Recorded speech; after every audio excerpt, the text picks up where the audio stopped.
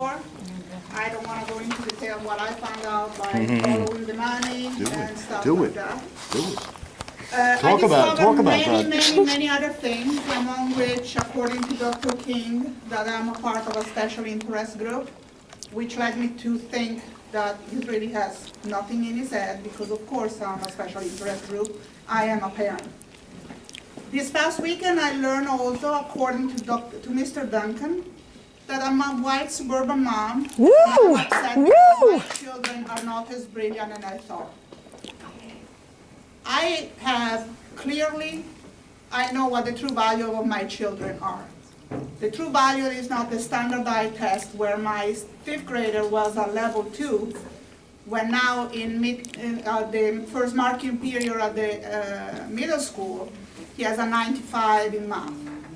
I would like Dr. King to explain to me how is that possible. Us too.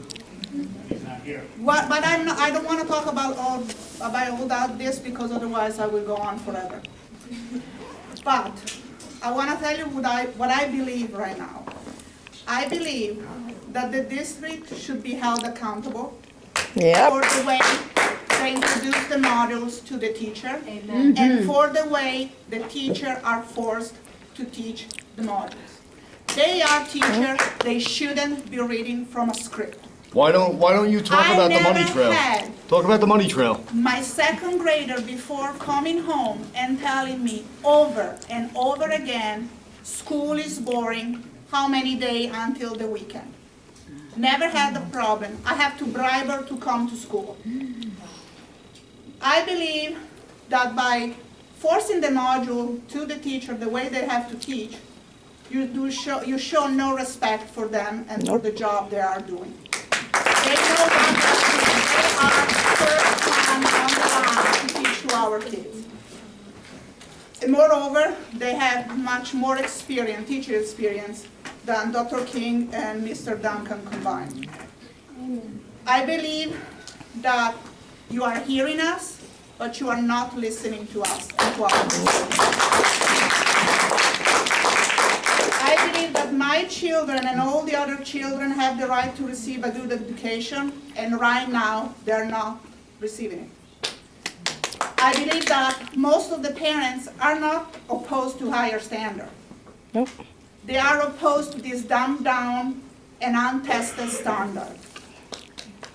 I believe that you're not really doing your job to stand up for our kids. Our children are not common, and they are not for sale. I have one question for each one of you. Do you believe we have good teachers in our district?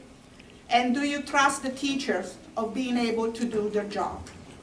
If your answer is yes, then let them teach. Let them go back to the basic and teach the right way. You cannot teach a 2nd grader these bubble little things when they don't know their facts. I have my 2nd grader comes home and she asks me, why they keep on putting the color of the roses? I don't care if she has red roses or pink roses. At the end, I have to add and I have to give them an answer. And I told her, well, it's a way so they can confuse you in a way, to see if you understand. And her question was, why they want me to fail this problem? Okay, thank you. Let me just reiterate what I said before. This is a common thing that we all agree on. And one thing that, as a district, we unfortunately have to follow the law. If you look at the district website, Why do the other superintendents not have to? They back their teachers. this board already approved, and I encourage you to take a look at the Wait. website for what we are doing, which we are against, within the limits and the bounds of what we are able to do as a Board of Education. We can't control the Common Core, we can't control standardized testing. We are doing as much, matter of fact, you can control the modules, yes. But you have control over the module. You don't have to tell the teacher, you have to teach this way. No, you don't. Totally get it. The only thing I'm going to encourage is, when we accuracy, all addressing the modules, we're going to outstand that. I address my question to you. My name is Liz Honan, by the way. You're a special needs parent. So am I. I have 2 kids with special needs. How does your cookie cutter module help my child with special needs, who may have a learning disability that can't process your Common Core. There's nothing in there to help my child or your child.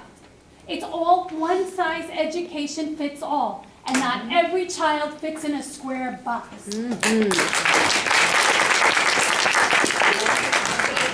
have to make the distinction between the Common Core and the modules. The Common Core is the Common Core. And I have to say this because I'm almost positive it was a conversation with Roberta Green last summer when my daughter was in kindergarten, so 2 summers ago, and all this, you guys were learning about Mesopotamia. They still are. And I remember talking to you, Robbie, and I said, I know you're an educated woman, so am I. Why are you adopting these modules? Explain it to me. And your answer to me, because you got rid of Reading Street that you just had not too long ago, your answer to me was that summer, when the modules had first come out in rough draft, this was 2 years ago, that you had looked at other superintendents, had gone to some meeting over the summer, and that the neighboring districts were all doing that. And I was appalled. I said, that's just disgusting. You're giving these teachers something without them having an opportunity to create, to look at their classroom with 26 kids and say, you need this, you need this. You love to read this, you're gonna have a book club on this. You love to read about this, this is what you're gonna do. Under maybe the same theme or whatever. When taking Reading Street out and just dumping modules, the modules that are, yes, based on the core, dumping modules was a bad decision. And I haven't seen growth in the past 2 years that has shown that those modules have been effective. What's happened in the past years? Are they effective? No, well, we agree with you, but unfortunately, Reading Street doesn't align for us. I understand, but again, we're at the point now that we need to investigate what is effective. You bet. And right now, what we have already done is that there are pieces of everything that will align. And we have told our teachers across the board, if you see things that you want to put in or that fit better, and our teachers are adapting those. In fact, Katrina, Karen, and Bill and Jen are working with them all the time. They know that if there are pieces that they see something else that's better, that's great. At the end of the day, our teachers are going to still need to prepare our kids for what our kids are going to be assessed at, which is the state assessment, which is based on the Common Core. And until we can get the state or our whatever vendors to say, this is Common Core aligned, we're going to still be pirating pieces, which is what you say.